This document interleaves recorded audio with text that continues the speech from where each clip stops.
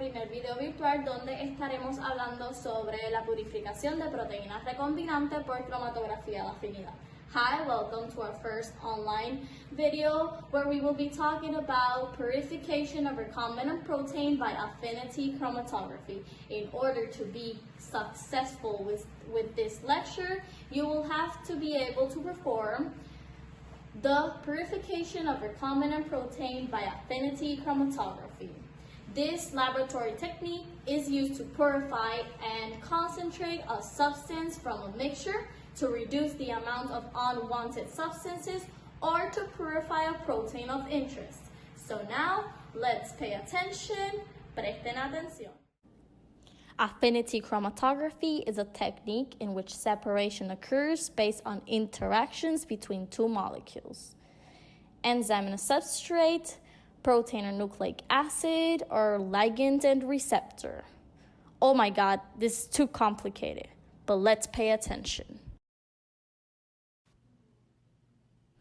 Different components are involved in the affinity chromatography, such as the column. The column will be filled with supporting material. That inner case will be the nickel column.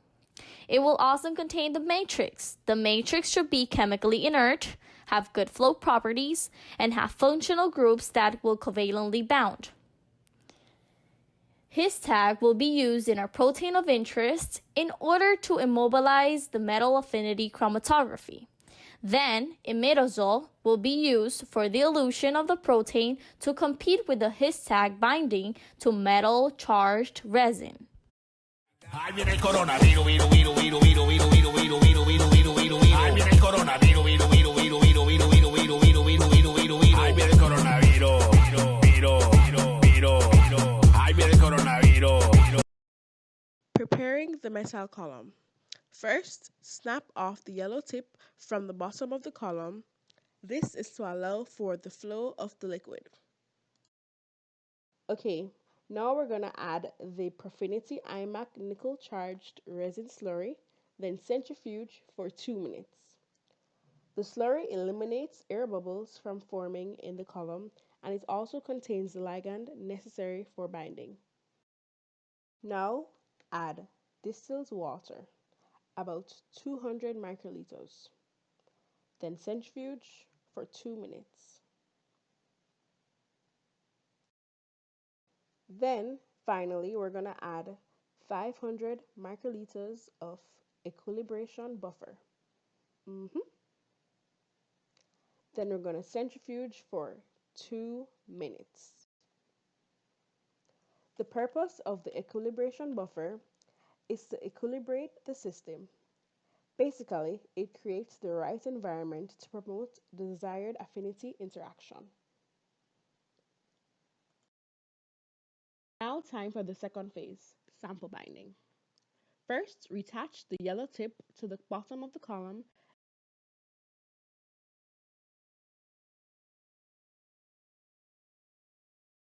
Then add 600 microliters from the fraction.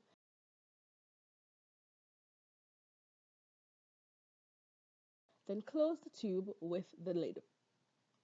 After, incubate through end-over-end rotation for 15 minutes. The soluble fraction is from the preparation of the recombinant protein prior to this phase of affinity chromatography. So, for example, during this time, the addition of the histidine tag was done. Basically, it just contains our protein of interest. After, remove the yellow tip, then centrifuge for 2 minutes.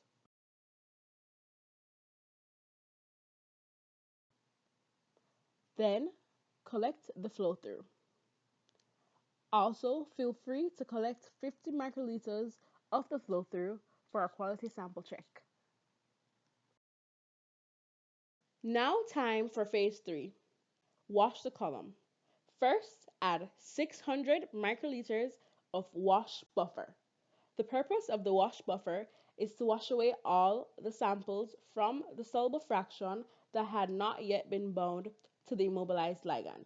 So basically, you're just washing away the loose compounds from the soluble fraction. that was added earlier. Then you're going to centrifuge for 2 minutes.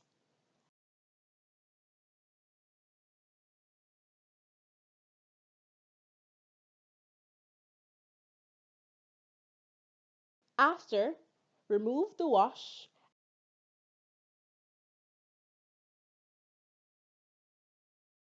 and then once again feel free to collect up to 50 microliters for a quality check sample. And now the final phase, elution. First, add the column to a clean tube. Then add 400 microliters of elution buffer. What this does is it associates or detach the desired protein from the ligand. As the elution buffer contains a high concentration of imidazole, which was mentioned before, the imidazole basically competes with the histidine tag for the binding onto the nickel ligand.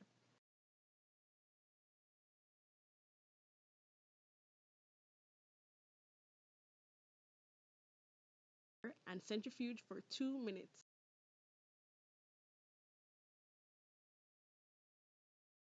After, remove the eluate, then collect about 25 microliters for quality check sample. And you're done.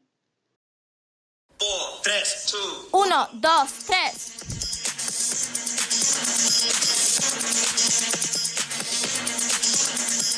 Listen up, y'all, cause this is it.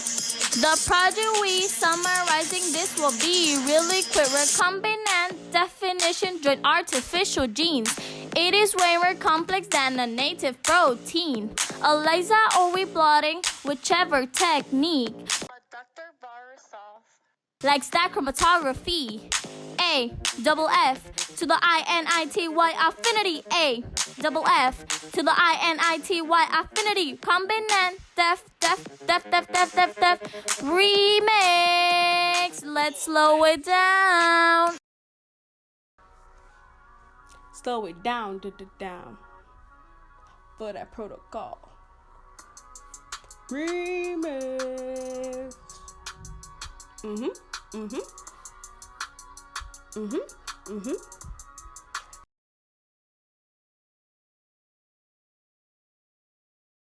Gonna show you how to get it. Prepare the metal column, sample binding, wash the column, now eluting. Basically we saying these are steps to get it right, get it right. But why chromatography? Protein and ligand interaction, separate for purification. Just some simple steps, get it done. Nickel column full of matrix. Yeah, we add a histag protein from the soluble fraction, and that's the prep. And now we midway through it. Prepare the metal column, sample binding, wash the column, now eluting.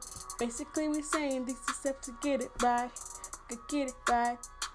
Recombinant identity, wash away the excess protein with that specific affinity. So we gotta elute the rest. Results in a pure gene cause we prepare the metal column, sample binding, wash the column and in eluting. But now we at the end, hope you all got it right. Now you know why. Chromatography, yeah.